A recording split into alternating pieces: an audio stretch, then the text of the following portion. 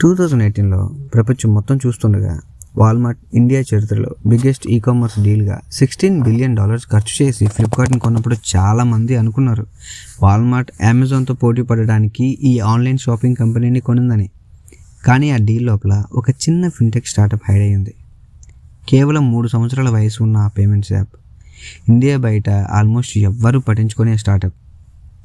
ఆ యాప్ పేరు ఫోన్పే. కొన్ని సంవత్సరాల ముందుకెళ్తే సైడ్ అసెట్ అనే స్టార్టప్ ప్రపంచంలో మోస్ట్ పవర్ఫుల్ ఫిన్టెక్ ప్లాట్ఫామ్స్లో ఒకటిగా మారింది. ఒక సింగిల్ మంత్లో 9.8 బిలియన్ డిజిటల్ పేమెంట్స్ ప్రాసెస్ చేసి ఇండియా మొత్తం యూపీఐ మార్కెట్లో 45% కన్నా ఎక్కువ షేర్ని కంట్రోల్ చేస్తుంది. ఇప్పుడు అదే కంపెనీ 9 నుండి $10.5 బిలియన్ వాల్యుయేషన్తో ఐపీఓకి ప్రిపేర్ అవుతుంది. కాబట్టి రియల్ క్వశ్చన్ ఏంటంటే, వాల్మార్ట్ యాక్సిడెంటల్గా ఆ ఫిన్టెక్ గోల్డ్ మైన్ని కనుక్కున్నారా, లేదా వేరే అందరూ మిస్ చేసిన ఒక ఆపర్చునిటీని వాళ్ళకి ముందే కనిపించిందా? ఎందుకంటే ఫోన్పే స్టోరీ అనేది పేమెంట్స్ గురించి మాత్రమే కాదు, అది టైమింగ్, స్ట్రాటజీ అండ్ ఒక మ్యాసివ్ కార్పొరేట్ డీల్ లోపల హైడ్ అయిన స్మార్టెడ్ అక్విజిషన్ గురించి స్టోరీ. ఈ వీడియో మిగిసే టైంకి మీరు అర్థం చేసుకుంటారు బెంగళూరులో ఒక స్మాల్ అపార్ట్మెంట్లో స్టార్ట్ అయిన స్టార్టప్ ఎలా ఇండియా డిజిటల్ పేమెంట్స్ రెవల్యూషన్కి బ్యాక్ బోన్ అయిందో.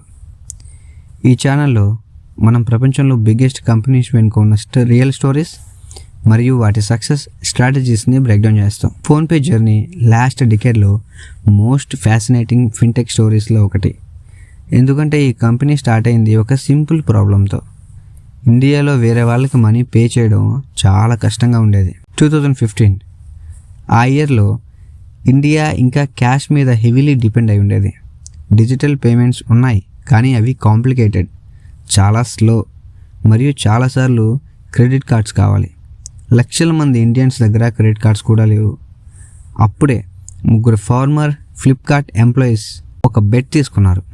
సమీర్ నిగమ్, రాహుల్ గాంధీ మరియు బోజన్ ఇంజనీర్ డిసెంబర్ 2015లో ఫోన్పేని స్టార్ట్ చేశారు. వాళ్ళ ఐడియా సింపుల్ కానీ పవర్ఫుల్. డైరెక్ట్గా బ్యాంకు నుండి బ్యాంక్కి పనిచేసే పేమెంట్స్ యాప్ని బిల్డ్ చేయాలి. వాలెట్ అవసరం లేదు, కాంప్లికేటెడ్ సెటప్ అవసరం లేదు, జస్ట్ ఇన్స్టాంట్ మనీ ట్రాన్స్ఫర్స్. మరియు వాళ్ళ టైమింగ్ పర్ఫెక్ట్గా ఉంది.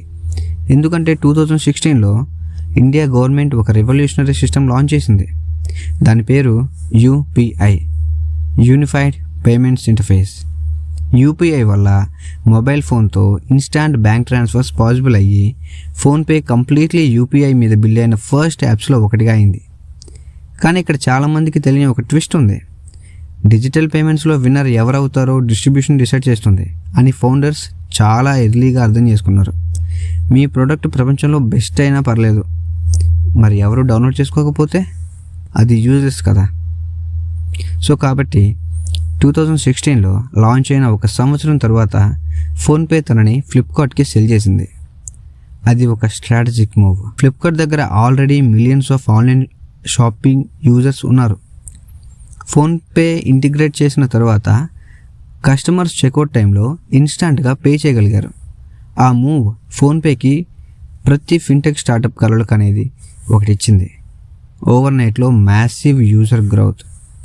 కానీ రియల్ టర్నింగ్ పాయింట్ 2 సంవత్సరాల తర్వాత వచ్చింది. 2018లో వాల్మార్ట్ గ్లోబల్ టెక్ వరల్డ్ని షేక్ చేసి $16 బిలియన్ ఫ్లిప్కార్ట్ని 77% స్టేక్ అక్వైర్ చేసింది. ఆ టైంలో అనలిస్టులు అందరూ ఫోకస్ ఈ-కామర్స్ మీద ఉంది, కానీ ఫ్లిప్కార్ట్ లోపల వాల్మార్ట్ ఫోన్పేని కూడా అక్వైర్ చేసింది. ఇక్కడే రియల్ స్టోరీ స్టార్ట్ అవుతుంది. ఎందుకంటే వాల్మార్ట్ ఫోన్పేని జస్ట్ ఇన్హెరిట్ చేయలేదు, దాని మీద ఇంకా స్ట్రాంగ్గా బెట్ పడింది. ఇండియా లార్జెస్ట్ ఫిన్టెక్ ప్లాట్ఫామ్స్లో బిల్డ్ చేయడానికి బిలియన్స్ ఆఫ్ డాలర్స్ ఇన్వెస్ట్ చేసింది. కానీ జర్నీ ఈజీ కాలేదు. ఎందుకంటే ఫోన్పే సింగిల్గా కాంపీట్ చేయలేదు, కాంపిటీషన్ బ్రూటల్గా ఉంది.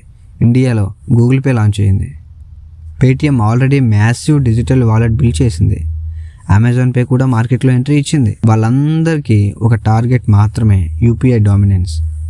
కానీ యూపీఐ గురించి ఒక బ్రూటల్ రియాలిటీ కూడా ఉంది. ప్రతి ట్రాన్సాక్షన్ ఆల్మోస్ట్ ఫ్రీ. అంటే పేమెంట్స్ యాప్ బిలియన్స్లో డాలర్స్ ట్రాన్సాక్షన్స్ ప్రాసెస్ చేస్తాయి, కానీ ప్రతి ట్రాన్సాక్షన్ నుండి ఆల్మోస్ట్ రెవెన్యూ రాదు. కాబట్టి బిగ్ క్వశ్చన్ వచ్చింది, ఫ్రీ పేమెంట్స్ మీద ప్రాఫిటబుల్ బిజినెస్ ఎలా బిల్డ్ చేయాలి?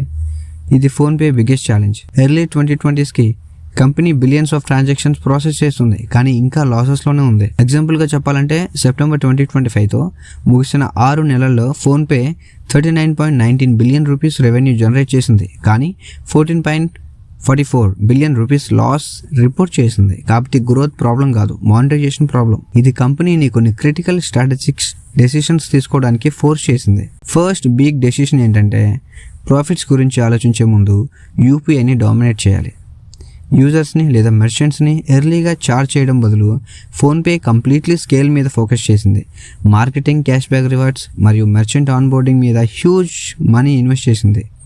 లాజిక్ సింపుల్, మీరు పేమెంట్స్ ఇన్ఫ్రాస్ట్రక్చర్ని కంట్రోల్ చేస్తే ఫ్యూచర్ ఫినాన్షియల్ ఎకోసిస్టమ్ని కంట్రోల్ చేస్తారు, మరియు అది వర్కౌట్ అయింది. డిసెంబర్ 2025లో ఫోన్పే 9.81 బిలియన్ ట్రాన్సాక్షన్స్ ప్రాసెస్ చేసింది. వాటి వాల్యూ అరౌండ్ 13.6 ట్రిలియన్ రూపీస్. ఇది బిగ్గెస్ట్ రైవల్ గూగుల్ పే కన్నా ఎక్కువ. ఇప్పుడు కంపెనీ ఇండియా యూపీఐ మార్కెట్లో లార్జెస్ట్ షేర్ని హోల్డ్ చేస్తుంది, కానీ స్కేల్ మాత్రమే సరిపోలేదు. కాబట్టి సెకండ్ బిగ్ డెసిషన్ ఫినాన్షియల్ సర్వీసెస్లో ఎక్స్పాన్షన్. ఫోన్పే సేమ్ యాప్లో కొత్త ప్రొడక్ట్స్ యాడ్ చేయడం స్టార్ట్ చేసింది, like mutual funds, insurance, gold investments, stock trading, lending. Suddenly app payments కోసం మాత్రమే కాదు, అది ఒక ఫినాన్షియల్ సూపర్ యాప్గా మారింది. రీజన్ క్లియర్, పేమెంట్స్ యూజర్స్ని తీసుకొస్తాయి, ఫినాన్షియల్ సర్వీసెస్ రెవెన్యూని తీసుకొస్తాయి.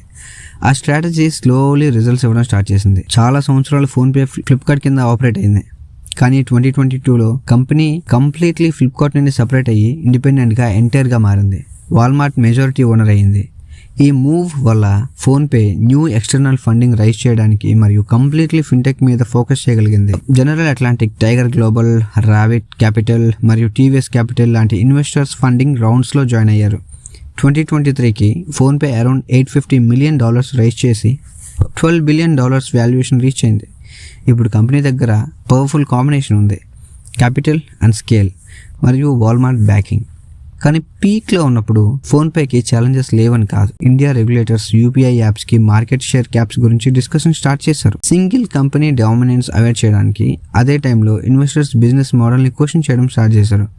బిలియన్స్ ఆఫ్ ట్రాన్సాక్షన్స్ ప్రాసెస్ చేయడం ఇంప్రెసివ్, కానీ ఆ పేమెంట్స్ నుండి రెవెన్యూ తక్కువ వస్తే బిజినెస్ ఎంత సస్టైనబుల్? ఇప్పటికీ ఆ డిబేట్ కంటిన్యూ అవుతూనే ఉంది. కానీ ఛాలెంజెస్ ఉన్నా కూడా ఫోన్పే గ్రోత్ స్టాగరింగ్. ప్లాట్ఫామ్స్ ఇప్పుడు 600 మిలియన్ యూజర్స్ మరియు ఆల్మోస్ట్ 50 మిలియన్ మెర్చెంట్స్ని సర్వ్ చేస్తుంది. ఇండియా మొత్తం యూపీఐ ట్రాన్సాక్షన్స్లో ఆల్మోస్ట్ హాఫ్ ప్రాసెస్ చేస్తుంది. వాల్మార్ట్ ఫ్లిప్కార్ట్ అక్విజిషన్లో సైడ్ అసెట్గా స్టార్ట్ అయిన కంపెనీ ఇప్పుడు ఏసియాలో మోస్ట్ వాల్యుబుల్ ఫిన్టెక్ కంపెనీస్లో ఒకటి. ఇప్పుడు ఇక్కడే ఈ స్టోరీలో మోస్ట్ ఇంట్రెస్టింగ్ పార్ట్ వస్తుంది, అప్కమింగ్ ఐపీఓ. ఫోన్పే 9 నుండి $10.5 బిలియన్ వాల్యుయేషన్తో పబ్లిక్కి వెళ్ళడానికి ప్రిపేర్ అవుతుంది. ఆల్మోస్ట్ $1 బిలియన్ రైజ్ చేయొచ్చు. ఈ ఐపీఓ వల్ల ఎర్లీ ఇన్వెస్టర్స్ ఇంక్లూడింగ్ వాల్మార్ట్ కొన్ని షేర్స్ సెల్ చేయగలుగుతారు. కానీ వాల్మార్ట్ ఇంకా కంట్రోలింగ్ షేర్ హోల్డర్గా ఉంది. అంటే 2018లో వాల్మార్ట్ జస్ట్ ఒక కామర్స్ కంపెనీని కొనలేదు, సైలెంట్గా ఒక ఫిన్టెక్ ఎంపైర్ని కూడా కొనింది. ఈ స్టోరీ ఎంటర్‌ప్రెన్యూర్స్ మరియు బిజినెస్ బిల్డర్స్కి కొన్ని పవర్ఫుల్ లెసన్స్ ఇస్తుంది. First lesson simple, distribution product కన్నా powerful. PhonePe first payments app కాబట్టి సక్సెస్ అవ్వలేదు. ఫ్లిప్కార్ట్ మిలియన్స్ ఆఫ్ యూజర్స్ని ఇన్స్టాంట్గా యాక్సెస్ ఇవ్వడం వల్ల సక్సెస్ అయింది. మీరు స్టార్టప్ బిల్డ్ చేస్తుంటే ఒక్క క్వశ్చన్ కనుక్కోండి, ఆగండి, అడగండి, మీ డిస్ట్రిబ్యూషన్ ఎక్కడి నుండి వస్తుంది? ఎందుకంటే యూజర్స్ లేకుండా ఈవెన్ గ్రేట్ ప్రొడక్ట్ కూడా ఫెయిల్ అవుతుంది. సెకండ్ లెసన్, టైమింగ్ గురించి. PhonePe exactly India UPI introduce అయిన టైంలో లాంచ్ అయింది. ఆ infrastructure once in a generation opportunity create చేసింది. ఫౌండర్స్ పేమెంట్స్ రైల్స్ బిల్డ్ చేయలేదు, కానీ ఆ రైల్స్ మీద బెస్ట్ ట్రైన్ బిల్డ్ చేశారు. Third lesson, scale before monetisation.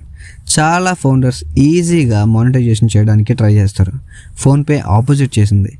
ముందు మార్కెట్ని ఓన్ చేసింది, తర్వాత ఫినాన్షియల్ సర్వీసెస్ యాడ్ చేసింది. లాస్ట్ లెసన్ చాలా ఇంపార్టెంట్. కొన్నిసారి బిగ్గెస్ట్ ఆపర్చునిటీస్ పెద్ద డీల్స్ లోపల హైడ్ అయి ఉంటాయి.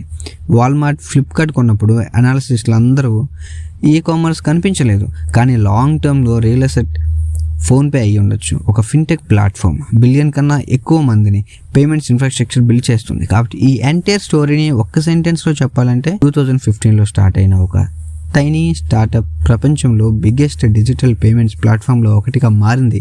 ఎందుకంటే అది పర్ఫెక్ట్ వేవ్ని రైడ్ చేసింది. టెక్నాలజీ, టైమింగ్, ఇంకా స్ట్రాటజిక్ అక్విజిషన్స్.